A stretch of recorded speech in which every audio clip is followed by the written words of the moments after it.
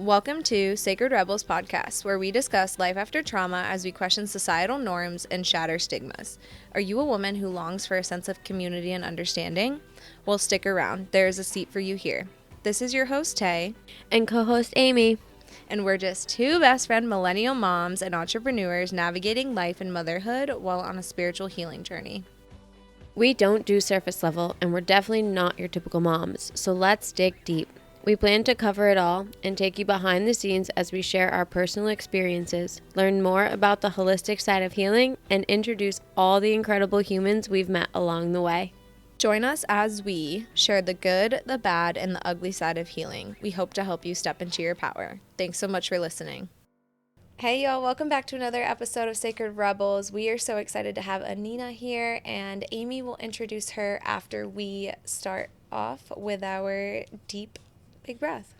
One hand on the heart, one hand on the belly. Really expel all the energy out, push it out. And then big inhale through the nose, lift up, rise up, fill up. And then exhale, slowly let it go.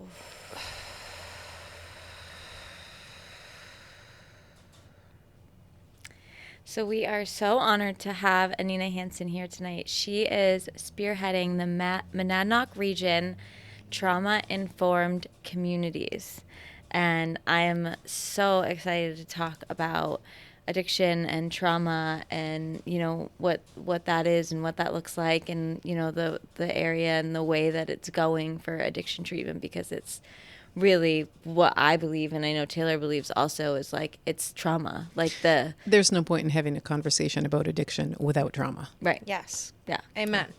I love that. Yeah. So that's what we're going to do. So she picked a card, and so she's going to read her card, and it's, you know, so crazy because it's the same card we pulled last week. I literally, if you watched my live, it's the same card I pulled in my live this morning for the app, and it is really just such a powerful message that it really needs to be said, I guess. Yeah, I guess so. I pulled number 37, focus on the light. Focus on the light. And so did you read a little bit of the description? What kind of stood out to you? Because I know everyone takes away something different from... Right. Well, I only got to start at the very beginning, but it's just all this, it's this incredibly positive message of something's coming, something's building, something's here, Focus on the light could mean many different things. That was not the first place that I would have gone with it, but this, it says you may start to feel as if you cannot walk outside without stumbling into something helpful, wonderful, and inspiring. Well, yeah. I'm okay with that. Yeah. I'll take that for an oracle reading any day. Yeah. Magic wants to happen for you now. Yes. Yes. Cool. I want magic to happen for me now. So bring it. Love that so much. And that must be like a collective message that we all need to hear because, 3 times now we've pulled that card, and it's significant. Focus on the light. That needs to be the message, and maybe that's what a lot of us need to hear right now. Yeah, well, because it is dark, and it's like what I say, right? We can't let this dark world dim our light any longer, because it's and just seasons transitioning. We're about to enter our dark, hibernation stage, and we really need to focus on the light and continue to look forward to what's coming and not, dread these short days, cold weather. The light that is still here, focusing on that. Like, now I wake up in the morning and it's dark out, and it's just, the dread of how many months it will be before it's light again when I wake up. But I can focus on all the light that is still here, that I do still have. Yeah, definitely. That's a good reminder. Yeah.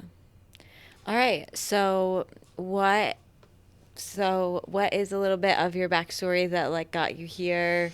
Got you into this, passion for spreading the word for trauma, information? Yeah, it is a passion, and it has been a road full of twists and turns that I would not have foreseen and certainly would not have chosen.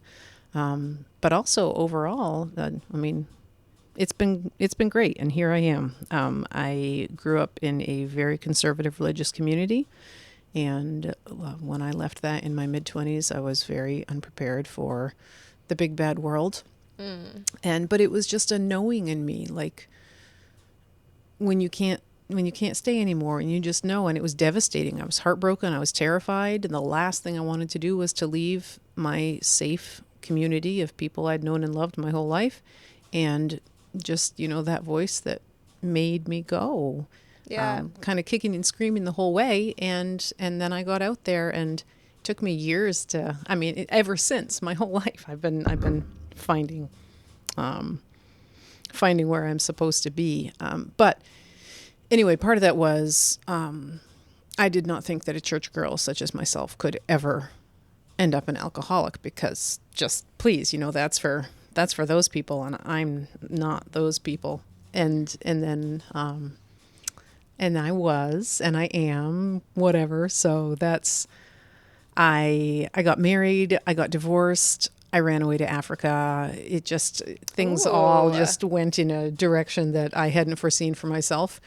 And that was an incredible adventure. I lived in Kenya for 11 years. I was going to say, I need to hear more about this Africa trip. It was excursion. A 2-week volunteer trip, and I stayed 11 years. Oh my God. Imagine my mom's leaving next week for, or 2 weeks from now for Kenya for 2 weeks for like a mission trip. And I'm like, you better be coming back. I know, right? It is an amazing place. And it was an amazing experience for me. And very much, I was still only a few years out of the church. I was still finding myself. My marriage ended right around that time. And it was just, now what? Oh, I guess I live in Kenya now. And I just stayed completely, finding my way as I went. That's so beautiful, though. That's it's almost like starting over. Like, it very much was. It was a recreation of myself. So beautiful. A really conscious, like, I'm taking agency of my life now. Yeah. And I'm on the other side of the world. Nobody knows me. Nobody has any preconceived notions. I can be whoever I say. Yeah. And that was really empowering for me in a lot of ways. And it was also in some ways a power that I really wasn't ready for, or just, I spiraled into alcoholism instantly. That was one of those, hey, nobody's here to judge me or have any opinions anymore about my life. Woohoo, I can drink all I want. Yeah. So whatever, nothing wrong with that. That was my path, but I made some very self-destructive choices, as the years went by. But I also lived an incredible life of discovery that was really rich, and it was a huge time of becoming for me, of all the becoming that I'd never been able to have before in this community that told me who I was. Yeah. And I was years behind the game of figuring that out. So it was just this gorgeous experience. And I ended up adopting my daughter there, another unplanned life change that came along. And just, it was magical. And How old is she now? 11. That's so beautiful. I know. Yeah, she's love my that so much. unplanned adoption, and that's been the most amazing experience, and so many good things, and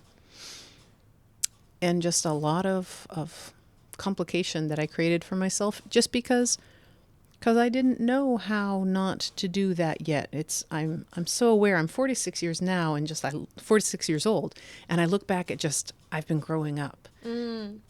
And I still am, and I'm sure I still will be for a long time. And part of that was simple as that. You're growing. Right. You're growing We all are. Yeah. And what would be the point if we weren't? Like, Exactly. who wants to have arrived? But some of us are maybe a little more stunted than others, I think. Have a little more territory to make up. I said it today. Well, it's beautiful because there is no treading water in this life. Like, unfortunately, right now we're either going backwards. You're either like falling backwards, going into old habits, doing things that we're not proud of those, or you're making a conscious decision to want change and grow. Yeah. And that's a forever fucking journey. Unfortunately, we're never gonna arrive. But who wants to? Because like arriving is like, it feels ending. It almost seems boring. Right? Like, if you've arrived, like, that's it? Yeah. Like, there's nothing else? Nothing else to learn. Yeah, like, nothing else to discover. Yeah, I think so, too. So when did you come back from Kenya? How So long I have came you been back here in the States 4 again? years. Okay. That was 2019, less than a year before COVID. So I was real grateful to be back here then. Came back with my daughter and almost immediately met a man who was like the man, the man I'd been waiting for. And we had a couple also very up and down, but very wonderful years. And he was also a person in recovery and very involved in the recovery community, a very visible figure, an advocate. And then one day he died of an overdose, and it was just out of nowhere for me. I mean, I knew just in the last few weeks of his life. Oh my gosh. I knew that he was struggling again. I didn't know it was an ongoing thing. I thought it was a one-off. And, and then suddenly he was gone. so And it was sorry. just, thank you. Me too. It was, there were so many paradigm shifts that occurred for me around that time of just the life I thought I was living wasn't really the one that I was living. And looking at myself for all the stories I'd been telling myself. And, it's only been 2 years, well, two and a quarter now. He died on solstice. So every time there's a season change, it's, the equinox was last week, 2 years and 3 months since he died. Yeah. It comes around these quarterly anniversaries of that, which has become a bit precious for me. It's just this part of that whole life cycle is so visible there. I don't remember what I was saying. Do you know? Was I saying something? Yeah, about his overdose. Yeah. In the paradigm of your life. just shifting. Yes, that journey has been so vivid for me these last couple years of kind of a condensed, awakening, departure, discovery, growth, transformation, that whole metamorphosis that I could say, there was the first 25 years of my life, and then there's these 20 years since I left, but then this 2 years, like this little microcosm of all of it all over again. Just we're so cyclical as humans, and especially as women. And it has been a gift for me to be drawn into that, this close awareness of that in my daily lived experience of just this tremendous process that we're part of as humans living on this planet, that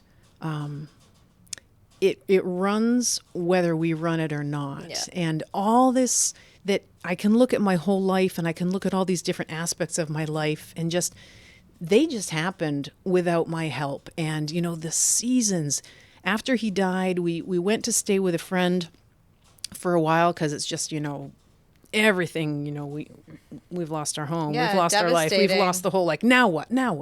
And I have a wonderful friend who's also sober, and she said, just come, stay in my guest room, just be here and figure things out. And she had a house on a long driveway, and I would go outside and walk on the driveway so my daughter wouldn't hear me crying. And just walk up and down that long driveway. It was, way down, went through the woods. And very quickly I realized, it wasn't about needing to cry in private. It was about, when I'm outside walking and being out under the trees like this, In nature. it soothed me. And ever since, it's, over 2 years that I've never missed a day of walking outside. That saved my life. That was like my mental health survival. I'd go outside and walk up and down that driveway however many times a day, God knows.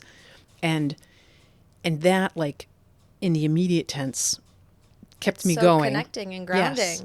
And then in the bigger picture, as time went by and the weeks passed and the months passed and the seasons changed, and I saw it all happening because I'm walking up and down this same area. There's open lawn here, and then there's woods there, and I'm seeing this life and that, and I saw that same environment every day with the seasons shifting it and all the stuff that happened. And spring came and the cardinals came back, and there was a cardinal that sang to me every morning for 3 weeks straight, and then it was gone. Just these little things that, this is life, this is just how it goes. And I'm thinking about death, and I just discovered, it was like this whole, I'm the first person to ever realize that death and life, there's no separating them. There's no such thing. They're different points on this continuum.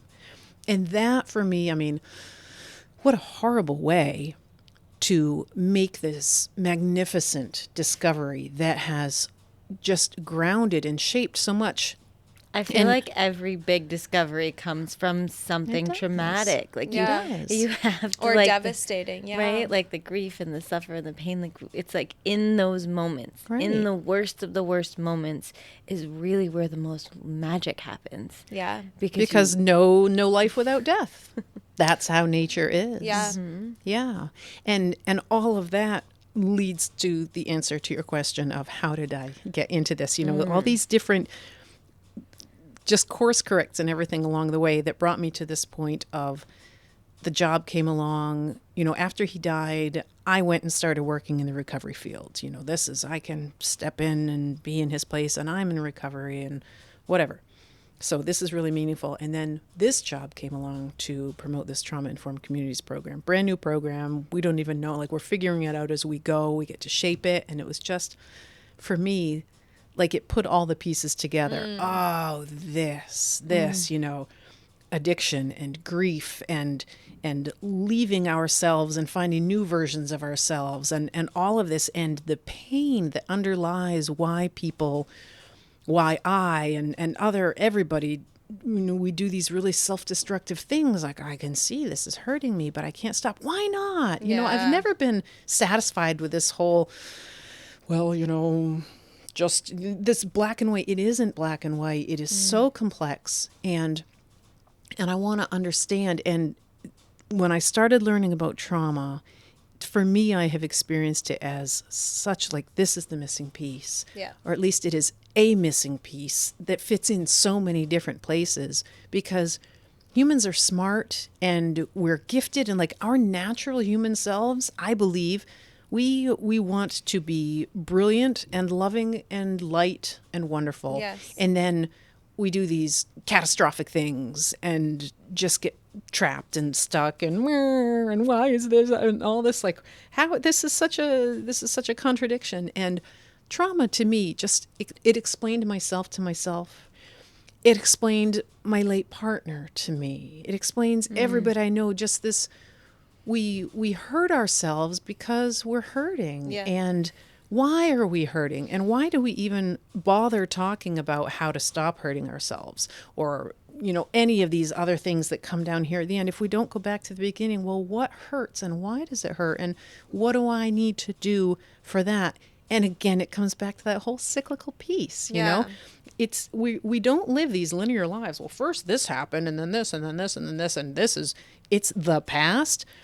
But when you look at it in this continuum thing, it's like we're constantly, I don't know about you, but I replay my past over and over again. I revisit, I recreate it. And looking at trauma and looking at it from, you know, this is my job. This is a professional. I have to learn and I have to know. And the intellectual exercise of it has been such a gift coming on the heels of this deeply spiritual exercise that was my grief process after he died. Part of your healing, Yeah, and then putting those together, this spiritual, I don't know if that's the best word, but, you know, a spiritual, mental, emotional way of looking at the world, and then this kind of this intellectual component, but ultimately it's also a spiritual, mental, emotional way. Like when we look at trauma and the things that occur in our lives and how we are impacted by those things that occur, it is so deeply personal.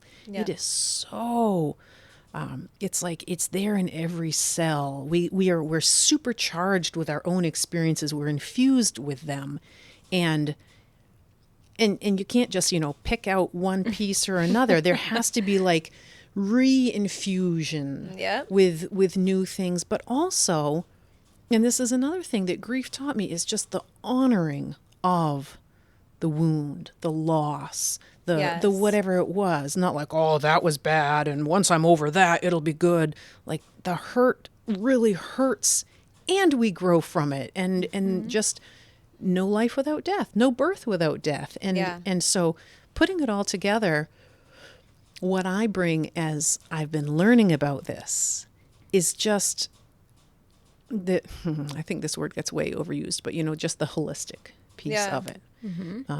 Because it is holistic. It all fits together. And so then that's why I love the conversation around addiction and trauma and recovery, whatever that is, because it is highly subjective.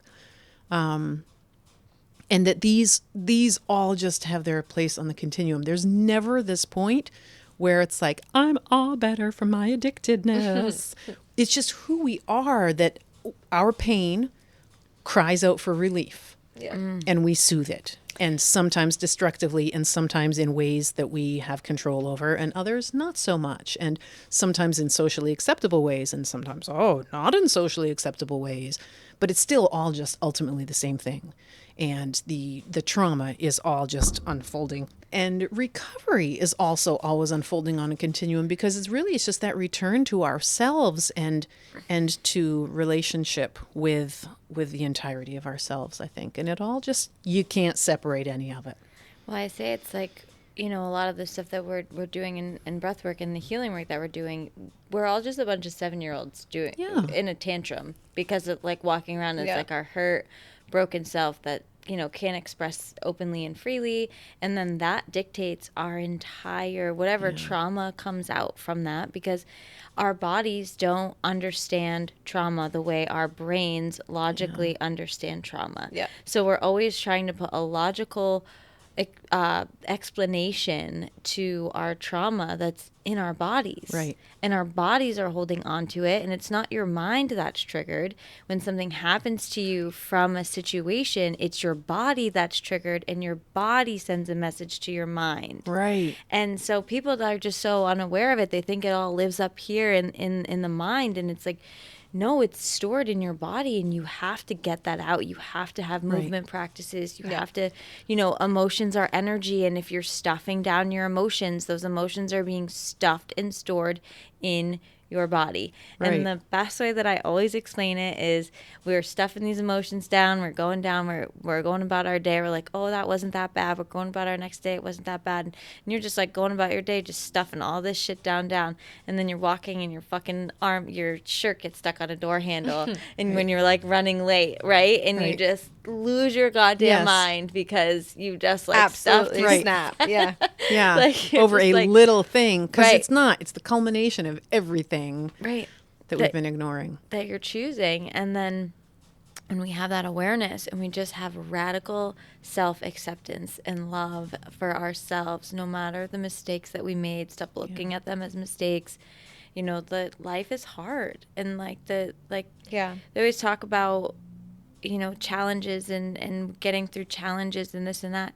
Challenges are the path. Mm-hmm. Like the path is a challenge. Like that's it. There's no way around it. Because that's what we were saying. It'd be too boring if we've ever arrived. Yeah. Right. Yeah. Like we just have to understand that like the shit is always going to happen. It's just about having the awareness, having the radical acceptance, and then growing, continuing to choose to be like, okay, I'm not a prisoner of my past. Right. And remaining grateful for it all. Well, and what I love about all this so much is that what I've been learning with my work is the science behind it. Because for years, even back when I was drinking, back before, when I first left the church and, well, now what's my anchor going to be now? I felt so adrift and have, been on a spiritual quest for the last couple decades. And all of it comes around, and it turns out there's science at the bottom of all of it. Who friggin' knew? Yeah. Yeah. But just... so much science. Yeah, this idea so much science. More awareness, and this is what we say about 12-step programs and those kinds of things, which I love. We'll never talk about. I'm so grateful for the 12-step program, but it's outdated knowledge. There is so much science now about the awareness, is about rewiring neural pathways of the brain, about how trauma is stored in the body, about how we can actually heal ourselves, and we don't have to be sick forever. This is like, it's just very outdated knowledge, and that's okay. And it even says in the big book, it says if something's not working, you throw it out and get something new. Huh. So it's like, okay, this did that, and that's amazing if that's it. But if you're feeling stuck or feeling like it's not enough, there's all this new education out there. There's all so this much. new science. So much. Since 1936. Like, do you know what I'm saying? And like, it's funny how you don't know it's there until you know it's there. Like Right. I was doing my whole focused in this lane, and then all of a sudden trauma. What? There's this whole and all of it makes so much sense, and all of it, this explains that, this explains that, and it's been there, and other people have known it, and other people have been talking about it, and it never came to my ears and my awareness, and then when it does, Light bulb. now I know. Yeah, light You know? bulb. Yeah, exactly, and that's really exciting because there's just so much out there. And I think, this comes back to what we said at the beginning. There's no point having a conversation about addiction if we don't talk about trauma, because that's like, why do we need an addiction? Why is anybody going to do something so self-destructive as it becomes as time goes by, unless there's something just terribly wrong that is too painful to look at? Well, if there's a better definition of trauma than that, I don't know. Like, Exactly. It hurts so much and we don't understand it. We don't know what to do, and we stuff it in, Exactly. like you said. And the fact that there's all these ways to deal with it. I have really enjoyed learning about polyvagal theory, which is just one component of it. But just that idea of the different, what fight or flight is and why it happens. And then the whole freeze stage, what it is and why it happens. And then I look at myself, oh God, I have spent so much of my life in freeze. Yeah. And I beating myself up. Why am I not more productive? And just, this thing happened. I got my feelings hurt and I couldn't get off the couch for hours. I'm such a loser. And then just to be, oh God, no, it's literally like my breaker tripped and the system was like, wow, cannot handle any more distress. Here's how I'll keep you safe. You're going to collapse on the couch for hours and you're going to live. Yeah. And when I lost my life partner, God, just the devastation of that. But I look back and see how smart my body was to get me through that devastation, that grief. It was a physical experience for me, that this felt pain. And I survived it because my body knew how. Yeah. And that the heartache that kept me in bed and just whatever, or, trudging up and down the driveway, all these things. It just, I look back and I can honor that wisdom, but I can even honor the wisdom of my drinking. That, God, of course I drank. What a brilliant cure. I mean, really, substances, they're friggin' amazing. It worked. Well, here's the thing is that until it didn't. The substances and drugs activate our own chemicals, our own dopamine, our own serotonin. So when you find out there's practices that are not alcohol and drugs, that you can activate your own dopamine, your oxytocin, your serotonin, all this stuff, all your own through your breath, you're like, holy shit, they've been lying to us. Like, we don't actually need to go. Or even just movement. That it's so powerful to know that our own bodies secrete an antidepressant made for us, right? Like, nobody's ever gone for a walk or, that's what your body was doing. It was creating that movement because it knew how to release your own happy chemicals. Nobody's ever gone to the gym or gone to a yoga class and been like, really regretted that. Like, it's the before. I feel awful. Right? No, said nobody ever after a workout, right?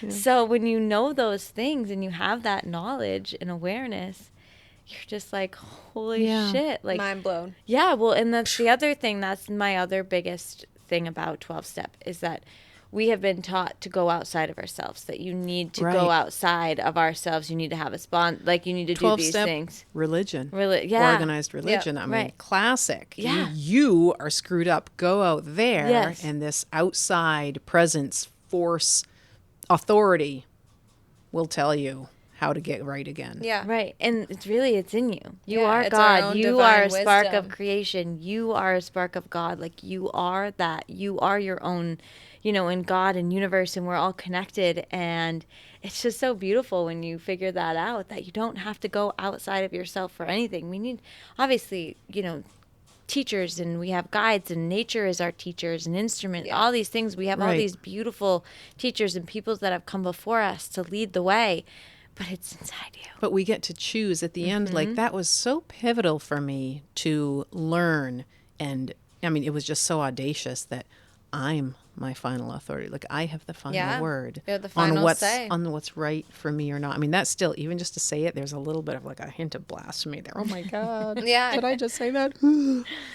But again, you're unlearning the old programming that you've probably grew up with, right? So it's like, it's probably weird to say things like that, but like, that's your divine inner knowing. That was that divine inner knowing of being like, you need to leave. You've kind of just grown out of this. There's more for you. And same thing now, like like even some things like I do, especially now after leaving the recovery community, like, it's like, oh, like, should I be doing this? Do you know? Like, and I'll be like, no, like, I know if I can do something or not. I know if I'm able to do something or not.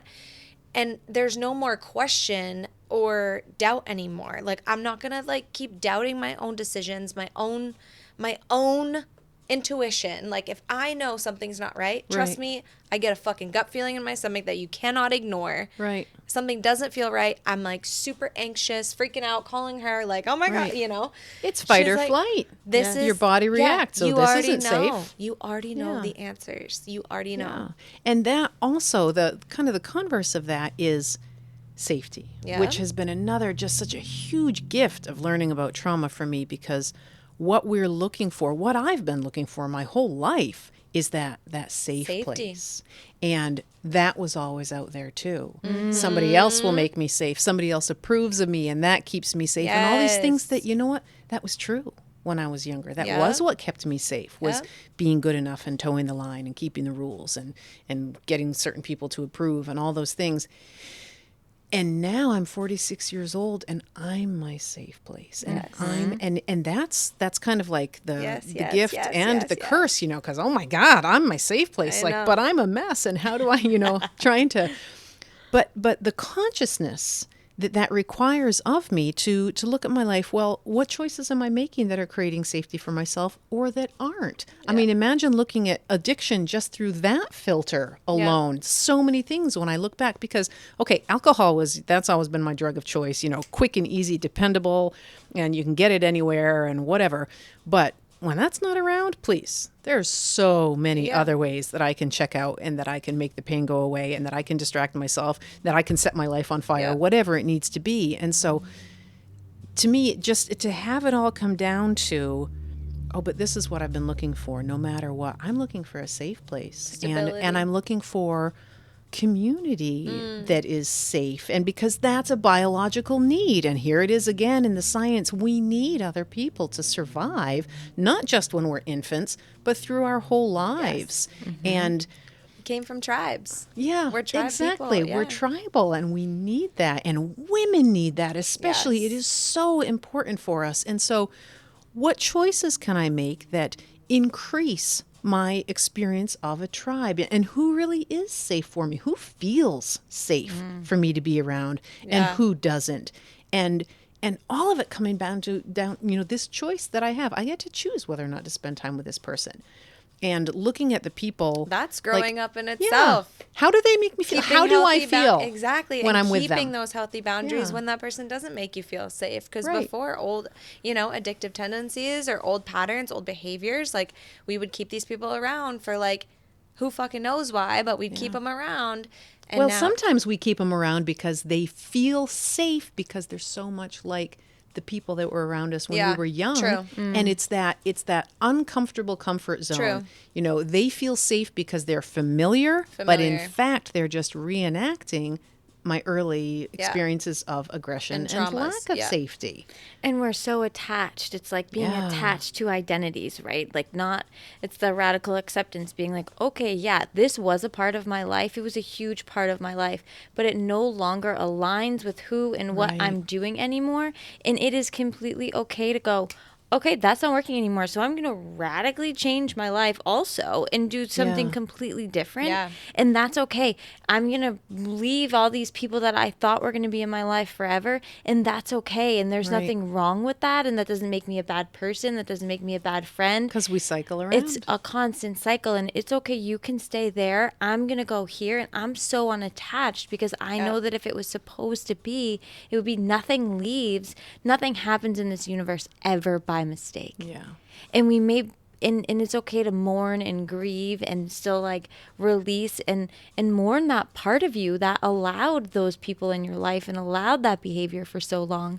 Mourn, grieve, grow, and then keep it moving. And that doesn't make me crazy, or it doesn't make me, you know, multiple personality, or like Right. whatever fucking label people want to throw it on, because we have these people in our lives for a thing. And then you choose to grow, you choose to change, you choose to accept, you move it along. And the people, it's different. It's stages, it's Yeah. seasons of life, and Yep. it's so okay. Like, I think that's what people get so caught up in, of like, oh, what are people going to think about me if I don't have the same friends that I thought that I, Yeah. you know what I mean? Or the attachment. I was so attached to the person I was in AA, this big, you know what I mean? Because I like spoke at all these things, and I was just so attached to that identity, Yes, or identity. the number, or the years, or whatever it was, right? And then Yeah. just be like, okay, that's not who I am anymore. Cool. Now Right. I'm this other thing and I love it even more. That Right? transition. Yeah. And it's so beautiful. And I feel like that's why people stay so stuck, because they're just so worried about what other people are going to think about them. But it's like Cyrus says, the only person you're promised to spend the rest of your life with is you. Yeah. You're the only person that you're Yeah. promised to spend the rest of your life with. So you need to love you more than anybody else fucking loves you. Yeah, and you need to be your own safety because nobody Yes. else ever can be. No. And, you know, to your point back there a minute ago where you were talking about, well, sometimes we have to leave people and we have to walk behind, or sometimes they die and suddenly disappear. And Yeah. that to me was very profound as far as sometimes it comes along and we don't have choice in that. And so then the choice is, what do I do with it afterwards when Yeah. I didn't choose this change occurred. And, you know, I didn't understand surrender and that whole concept that we talk about so much in AA until Phil died. And I was like, oh, surrender is just agreeing that this happened. Like, it's real. He's dead and he's never coming back and I can't fix it. And I can't, there's no loophole. Yeah. Like, I looked, there was none. Yeah. There's And no black magic out there. Right. Bring someone back. and this is what happened, and all I can do is live in this reality, which is recovery, and which is recovery from trauma. And that's it. That's my only choice here. And surrender for me really finally became real in that, not just, oh, you know, I surrender my desire for a drink or anything like that. It was, I surrendered that I am screaming and raging against this loss. Goddamn mother, just no. And then just saying, yeah, I hate everything about this, but it's just what's so. And all I really have to do is agree with it. And that for me was my path back to life. But there's so many different versions of, here's the reality that was, and that season has passed. And now there's a new reality. There's a new season. There's a new iteration of my life and my circumstances. And the trauma piece is why that does not feel safe. It is so alarming. This change. No, this is bad. You know, I want my known quantity. And the healing from trauma piece, part of that is I trust myself to accommodate this change, even if I didn't want it, even if it has upended my life, even, you know, the loss of a substance that I relied on. And now how the fuck am I supposed to handle my anxiety without it? I just have to be my anxious self. And yet here I am years later, and I am being my anxious self and living a good life anyway, you know, just this, because there's other ways ways to manage it. And just how it all, that surrender piece is stepping back and letting this force, you know, my higher power is the impulse toward life that makes grass grow through concrete. That to me sums it up. This is going to happen without any human intervention. And it is just this natural imperative to live and survive no matter what. That's what kept me going after Phil died, when I was just like, fuck this shit. Yeah. And thank God for my daughter, because I didn't have, you know, just, I have to stay here and for her. But in the bigger sense, just I want and to be able to get to the point where I want whatever this life is. You know, my first sponsor had lost her son suddenly, and she said, you have to choose life, and you have to choose this life. Mm-hmm. And that was an exercise for me for months and months. I choose life, and I choose this life, even though I am in anguish. And, you know, there's so many different versions of that. And we can go all the way back to, I choose this life where this happened when I was a kid. And this is how I interpreted it. And all these things, you know, the cycle that unfolds, this whole life path tracing back to, God, these things that happened that shouldn't have happened. Yeah. And yet I choose this life. And then what can I do with it? And then there's so much life and power in that, you know, the recreation that's possible inside that surrender. This is what's so. I don't have to agree with it. I don't have to like it. I don't have to say, yes, hooray, this is what I would have picked or anything. I just have to say, this is my reality. It is what's so. And that coming back to reality, I think, is the healing from trauma. This is what's so, and now what? And now what? That focus on the light idea, What's in this that is light that I can look at no matter what is dark, not pretending the dark away. It's here and it sucks. It's awful. Nobody drinks for, destructively for shits and giggles. We don't do it because it's fun and great. And, we do it because we're in pain and we're hurting ourselves worse and we can't stop. And just the darkness is there. It's not that it's not real, and we honor that. Yeah, this is a terrible thing. These things, they should never have happened, whatever. This shouldn't have been done to me. I shouldn't have had to live through that. No child should be treated that way, whatever it may be.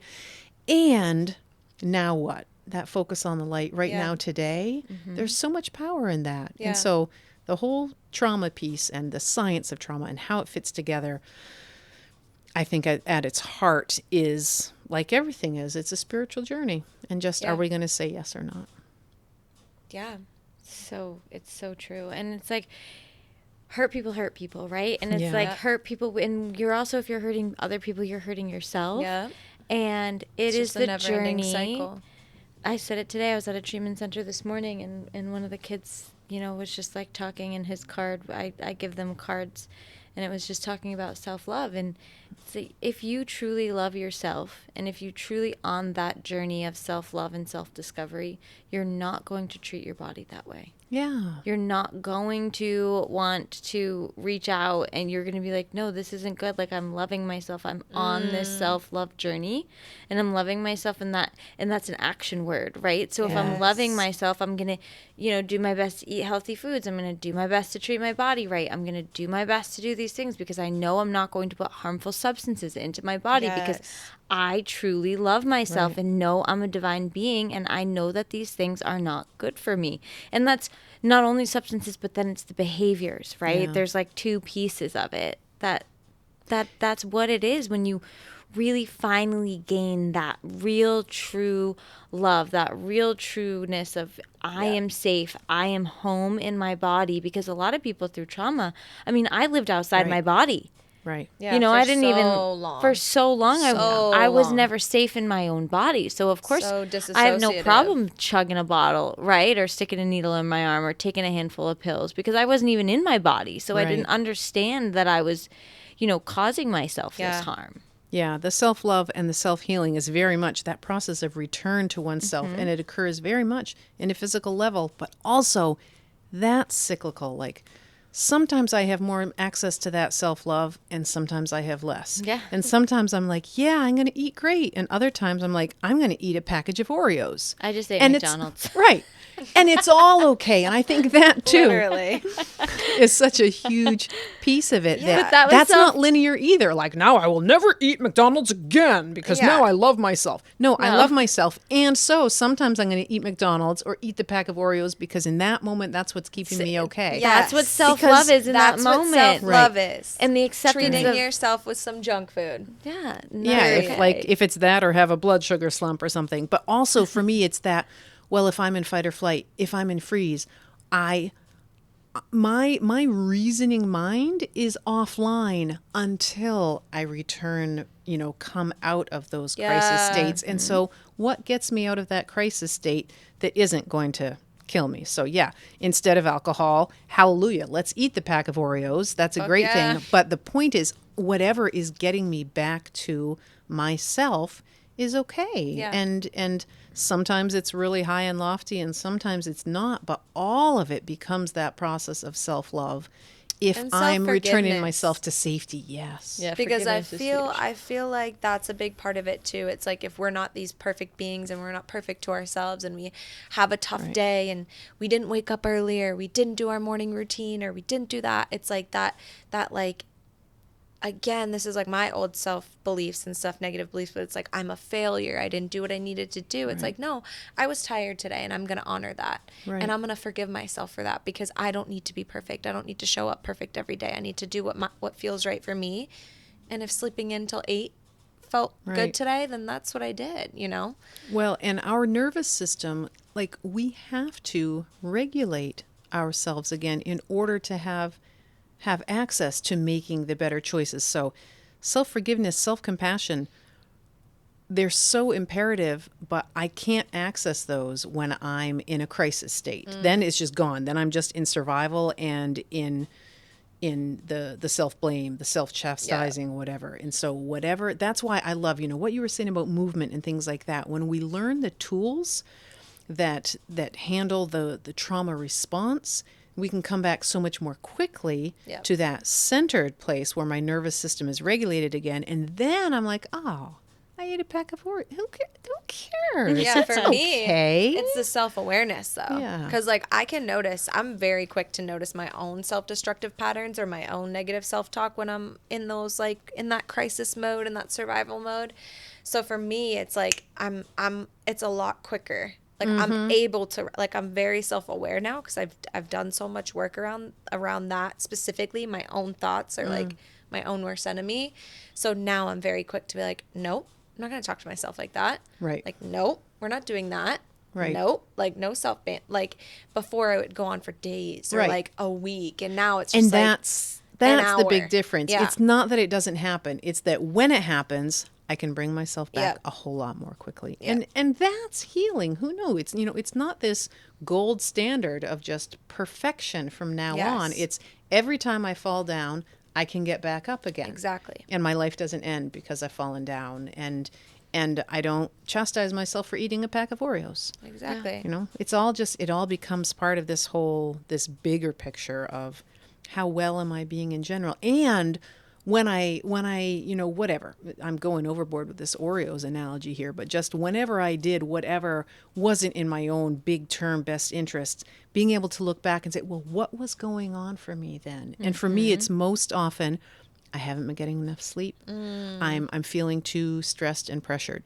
Overstimulated, overwhelmed. Yeah. Like it's not complicated. It's not this big, oh, my whole life, all these things have happened. No, it's really just, I didn't get enough sleep the last few nights, and I haven't been walking as much as I would like to. Like it's simple stuff when it comes down to it that are my course corrects that get me back to being okay again. And I like to play games and think, oh, well, if I had done this and all these big things. But really when it comes down to it, because it's our body, and because it's science. So just like you were saying, we think it's all up here in the mind. It's not. And here my body's being like, you know what? Just give me a little more sleep and drink some more water today. And I'll be good. I'm good to go. I'm really strong. I'm a body. I know how to do this. And that relationship again with ourselves and the science of it, it really is just so basic. Oh my God, I just needed to take care of my body in really basic ways. Meditation is so important because it regulates me. And that helps my body be in the centered place where it does everything. All my systems work the way they need to work when I'm regulated. And I love the simplicity of that. And so I'm trying in the midst of a busy life where I have work that I'm passionate about and I have things I care about, and I'm a single mom and I've got, my own, I'm a writer, like there's things I want to do and just all of it. And to come back to, how do I keep myself in my simplicity today, though? Because that's actually the place from which I can do all the things I want to do. I can't do the things from the do place. I have to do them from that being place. How am I taking care of myself today? How am I showing up in my body in a loving relationship with it? Yeah. And it's kind of that simple. And Flow state. yeah. Yeah. Yeah. It's that basic.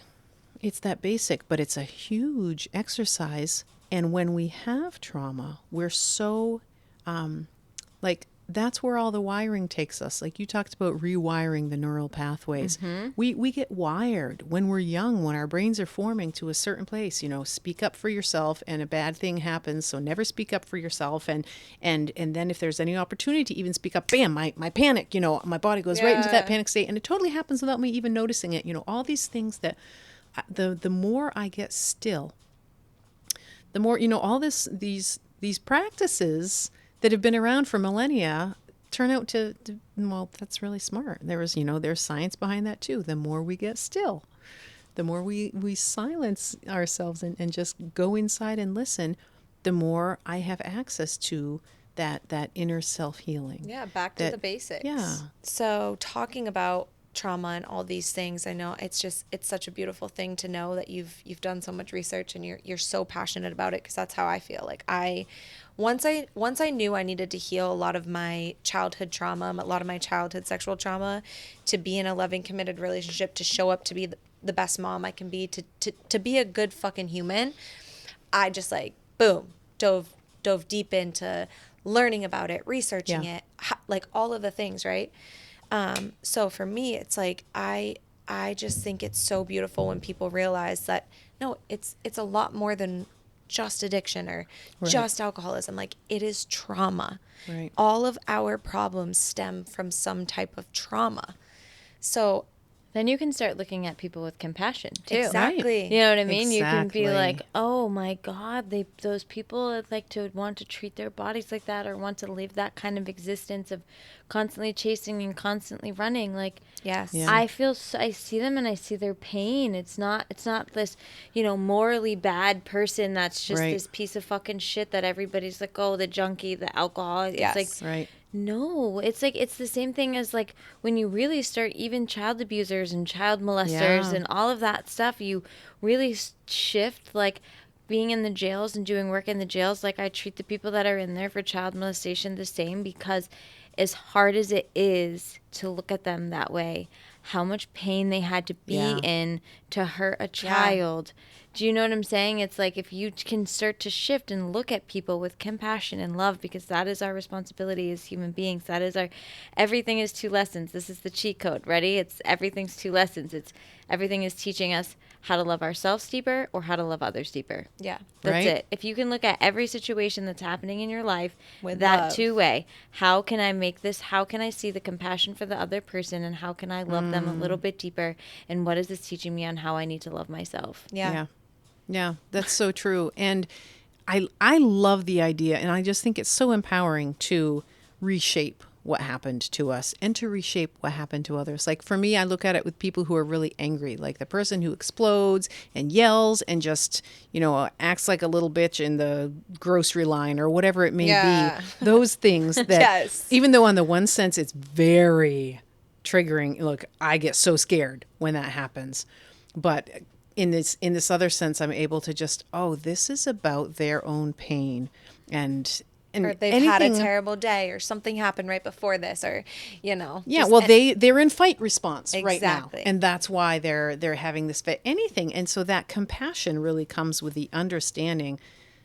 Again, just, I love that nervous system framing of it. They're in fight, they're in flight, they're in freeze. It's happening to them. It's happening to me. This is what we do as humans. It's normal. It's natural. It's even smart.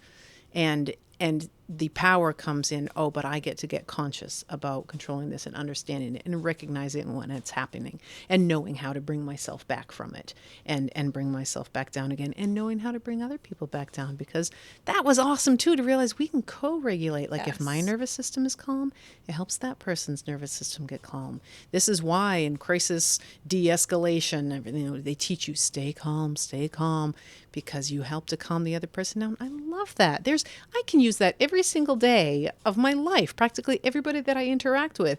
My calm nervous system is a gift to every other nervous system that I interact with. It's beautiful. Especially children. Especially children. Yeah. Because we're all triggered by children, like the whining, the crying, like all that thing. And it's like, I need you to stop, because that's making me uncomfortable, right? And it gets, because of your own trauma as a child, that triggers that in you. And then it deregulates your nervous system. And then children are these energetic beings. They're so open, they're wide open, that they're feeling your dysregulated nervous system and they're reacting off of your shit. And then you guys are fighting back and forth. Because theirs isn't fully wired No. yet. Yeah. And it's our job as parents or adults to stay regulated and stay a pillar and stay in the breath. Yep. And that's what brings them back so much sooner from their own, Yeah. they're learning mini that. meltdowns. And that's what I love about this work, about the trauma-informed community work, is this idea of, now we're all getting kind of responsible to show up for each other and to recognize the things that are going on in our communities. People are complaining about the homeless problem. Well, why are these people homeless? Like, what happened in their lives? Bringing that compassionate stance to, the crime rates or whatever it may be, all these things, our social ills, they all happen because of people's pain. And we look at that compassionately, and it's just a different perspective on how do we approach these things. But also, I mean, the program that I work with, it's a public health program. It's a public health initiative because trauma is a huge predictor for health outcomes. These things that, diabetes and heart disease and all these, the leading causes of death. What is it? 5 out of 10 of the leading causes of death in the U.S. are directly related to trauma. Yeah. Back there in those early formative stages. This chain reaction was set off in a child's developing biology. And so there's so many ways that when we step back and look at it, it's not just addiction. It's all the things that we're just sort of, this is what's wrong. All of them, we go and we find the trauma that's at the heart of it, and we bring compassion to it, and we heal ourselves, and that heals others, and they heal themselves, and that heals others. And it's like that whole cycle that we've been talking about can become this really positive thing. Beautiful cycle, yeah. No life without death. And there has to be some certain amount of the death that occurs and the suffering. I mean, that is just the human experience. And like you were saying, that's what we grow from. We don't grow from the easy stuff. And I'm not romanticizing the hard stuff. I'm just saying it's just what's so. And when we work with what's so, when we surrender to it, whether in the recovery context or any context in our lives, that's when we have access to new development. And there has to be pain. We can't have joy without the other, Right. As simple and cliche. And death doesn't have to be is, literally right. either. Death could be figuratively. Yeah. Like there's no life without death, but that's like, that doesn't have to be like literally. Like I feel like I've had multiple different lifetimes in this body of me. Like I've had multiple deaths, like my own person, ego, like all of it. Yeah. Do you know? The identity that we were talking about. Identity. That's Huge a terribly one. painful death, Oh but my God. so transformative when you can surrender to that. And it's so funny when you know you're choosing everything. You're choosing it. If you're choosing to struggle, it's because you're choosing. That's what you're choosing to look at it with. You're choosing to struggle in it instead of choosing to grow in it, or you know what I mean. Every single. Or focus on the light. There you go. You're not choosing to focus on the light. Single thing in your life that is happening to you, it's that radical personal responsibility. That's what I'm waking up and choosing. Yeah. Yep. Ugh. Right? It's like, that's on the good side and the bad side of it all. Absolutely. You're just like, oh, okay, yeah. And I always, and I do it too. I'll be like, wow, you're choosing that for yourself right now. Like, that's how you're choosing to react to the situation. Like, as shitty as it is, right? Like, we have a choice. Right. Yep. And we make the right choice much more readily and easily when we're regulated. Yeah. When our nervous system is calm and well. And that's, the huge gift we give ourselves. Or the awareness to pull yourself out of it sooner, right? Yeah. And not beating yourself up for going or choosing that, right? Because nothing in this universe, the universe is too great and too sophisticated for anything to happen, by mistake. Yeah. There is no mistakes. Yeah. Right. And that, as I was listening to your story, it was, when you were just sharing your unexpected adoption that you had, and then you met this man, that was almost, and then she was what anchored you here when you lost him. You just never, sometimes when you can step back and see these situations, it's like, okay, yeah, now it all makes sense. Yeah. Yeah, and there's life in the death always. And that I think is so precious. And I think that's one of the things that we can overlook in the trauma work. Like, yes, bad things happened and you don't have to love it or agree with it, but reaching the point of honoring it and saying,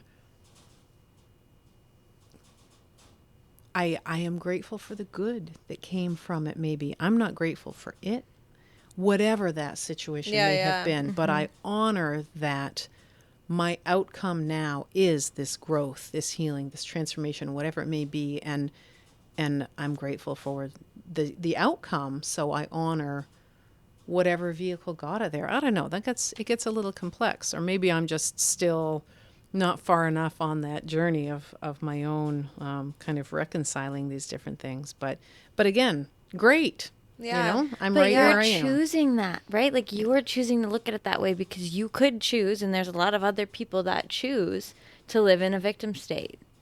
Oh, in a that was poor my me addiction state, right there. right? The Yeah. victim story. I'm helpless. This all Yeah. happened to me. How I suffer. Why shouldn't I drink? This is the only thing that makes it okay. Yeah, totally. And it's taken me years. I'm still very much in Yeah. that process of still coming out of, oh my God, no, yeah.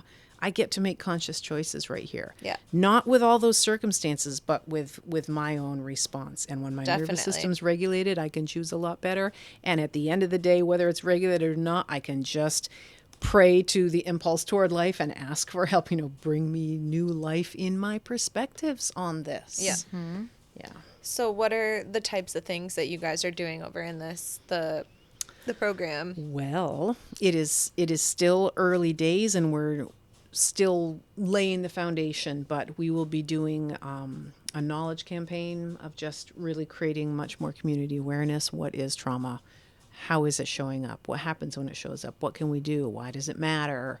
And really making it personal, in your life, when your kid does this, when you do that, when you feel this, here's why it matters. Here's what it tells you about what's going on. And here's what you can do. Just kind of this whole conversation, looking at all these things through a different lens and just recognizing we all have tools for this. And, Definitely.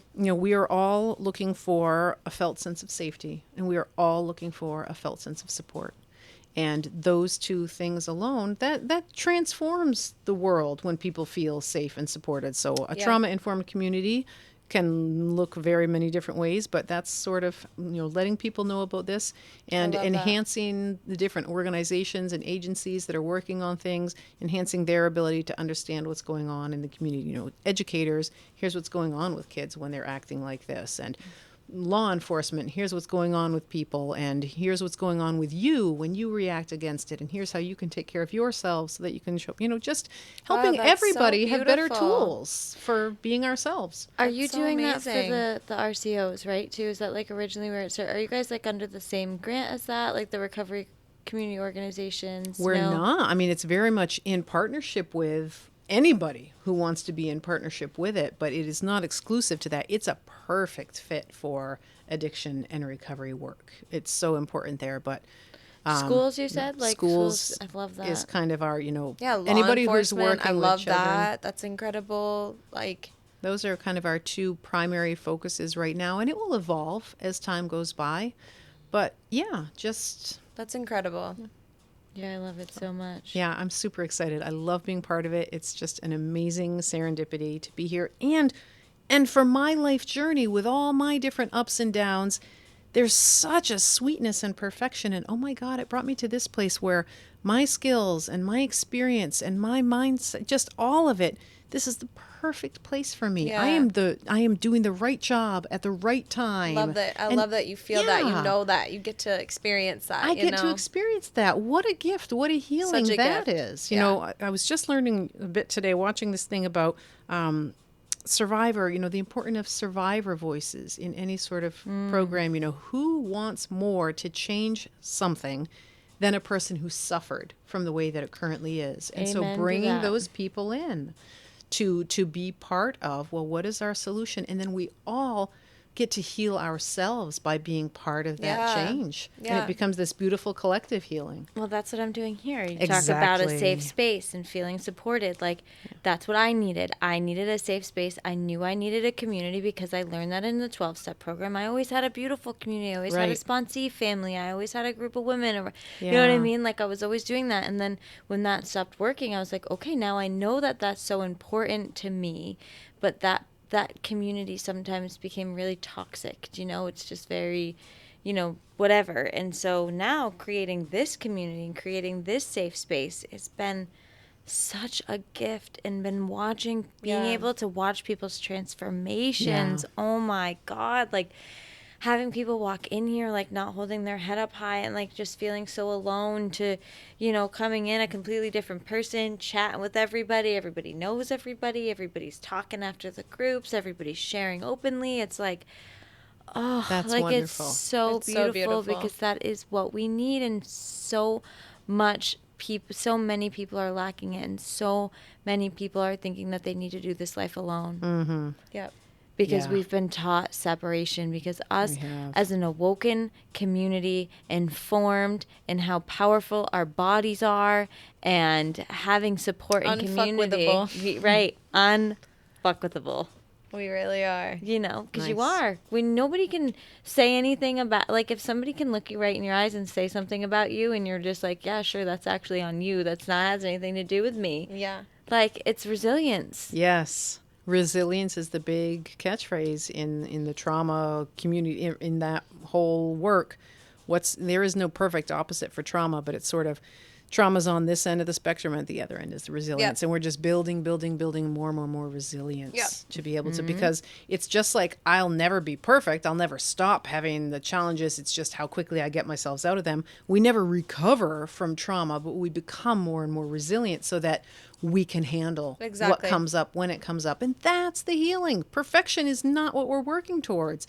It's just that every day being able to be inside myself, and every day being able to be inside our community, whatever it may be, Yeah. in a way that is a little better than yesterday and a little more true and a little more at peace and whatever it may be. And it's just that Yeah. that shift, and resilience is magic. Magic. All the magic. The magic. So if people wanted to get involved or help, or how, is there a way to do that? Like, what can people do? What can we do to get the word out about this? Like, Wow. Well, I think the biggest thing that can happen at this point, we have a website. It is not up yet, so I'm not going to give that link now, unfortunately. Maybe I can add it at a later point once it launches. Yeah. But I think we cannot underestimate the importance of everybody just educating themselves Yeah, as being much as informed. possible. You Google trauma-informed recovery, you Google trauma and resilience, whatever it may be. There's so much out there. I have found it incredibly useful to learn about polyvagal theory and the nervous yes, system. we learned all about polyvagal in our breathwork class. It's Yep. huge. It just helps me understand So me and huge. others. And so anything like that, just start learning about it. Our website is going to have tons of resources on it when it launches. I'm just going to say it's traumaresponsivemonadnock.org. Love that. So Well, I can't wait to have you back next year and hear all the Yeah, amazing all the things amazing that you're things doing. that are and coming. Awesome. I love that we're like at the beginning of all of It's of exciting. this. it is Yeah. very exciting. Like, this is Yeah. like a launch pad. It is. Pioneers. You guys are about to just the pioneers.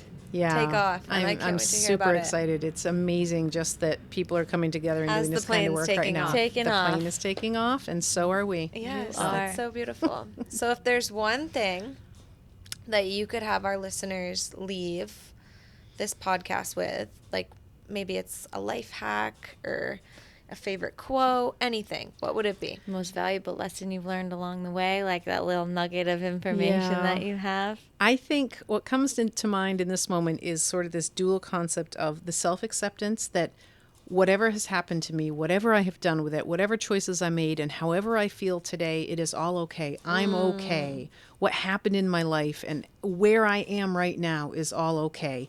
And alongside that, starting right now, I have agency over what happens going forward. Yes. And so whatever happened is all in the past, and I get to create something else, and I get to heal. And it doesn't matter how bad it was, how, whatever the abuses were, like all those things that are real and true that caused us to suffer, we get to choose what comes next. And so the empowerment, that self-acceptance and the self-empowerment, I guess, of what am I going to do now? And now what? That we get to write what comes. Yeah, what rewrite comes the ahead. story. Yeah, exactly. We get to take control of our narrative. That's been a huge part of my healing journey. So maybe it's that. Take control of the narrative. I acknowledge what happened. I honor where I am. Wherever it is okay. Yeah. And I get to take control of the narrative and use conscious choice and that self-love to propel myself forward into something totally different. So beautiful. We all get to do that. Nobody's stuck. We just fall So into good. believing it sometimes. That was literally, I talked about it today, like in my live on Sacred Community. That was the whole basis of it, is like, if you're stuck, you're choosing to be stuck because you're not actually stuck. Right. Yeah. We're You know. believing we're stuck. We're believing I spend we're a lot of stuck. time believing I'm stuck, and then Yeah. I'll be like, oh, wait, I could do this. And that's like that the helps. worst place to be. Super disempowering. Like Yeah, just just Yeah. feeling stuck. I hate Like, it. Even that word, just like Yeah. stuck. I know. It's like a It's just shitty like a word. terrible word. We're We're not, not stuck. That Yeah. word shouldn't even exist because we're not actually Right. Because stuck. life doesn't get stuck. It's always moving. It's always cycling. moving. always moving. Yeah. You're never stuck. That's a delusional. That's like Right. that's It's not how nature works. It's a thought loop. It's a self-limiting belief for sure. Well, this was so beautiful. Seriously, so good. I'm such a trauma nerd, so this was like so good for me. Like I just could nerd out on this stuff Right. all the time. Yep. So this was great, and I can't wait for everyone to hear it because you're right. A lot of people are not informed. They are not trauma informed. They don't know what trauma is. You bring up trauma and they think it's like this taboo subject of like, oh, what's trauma? It's like everyone has fucking trauma. We all have trauma. Like not you are more traumatized than the other. I'm Right. not more traumatized than Amy, or she's not more trauma. Like It's we subjective. all Yes. have trauma. Yeah, and that's what, and as I said at the beginning, like there is no logic on trauma and how it's stored in the body. The body stores it how the body stores it. Somebody could be sexually abused and that trauma, and somebody could just have been raised by a nanny and their mom wasn't around, and A they mother still wound, have that yep. same kind Yeah. of trauma in the body. It looks exactly the same. Yeah. You know, and we as human beings put logic and separation and this whole disconnect of like, oh, that person's had it way worse than me. My trauma's not as bad as that person, so I don't Right. need to. You know what I Yeah. mean? Like, it's it's a separation. No, it's all one. It's all Right. shitty. It's all dictating how you're choosing to show up for yourself in your life. And if you separate it and diminish it and don't process it because you don't think you had it as bad as the other person, you're leaving that in your body. Yeah. Right. It doesn't matter. Yeah. Let's skip that. Let's not do that. Yeah, there's no more, right? There's no more separation. It just is, and it's okay, and it's all beautiful. It is what it And is. it's all worth healing. Yeah. Yeah. Yeah. Amen, sisters. Amen. So good. We will end the same way we start. We will take a big deep breath together collectively. One hand on the heart, one hand on the belly. Really inhale, lift up, rise up, fill up, open the heart. And then slow exhale, let that shit go. Bye, guys. Bye. Thanks so much. Thank you. Thanks so much for taking the time out of your busy schedule to listen to what we have to say. It means the world. As always, we want to end this episode by reminding you that we are not medical professionals and we are not giving any type of medical advice. We are simply sharing our experience and solutions. We are here with the intentions of reminding you that you are never alone and that everyone's healing journey is unique to the individual. Make sure to follow us on all social media platforms to stay updated. Stay well, Sacred Rebels. See you next time.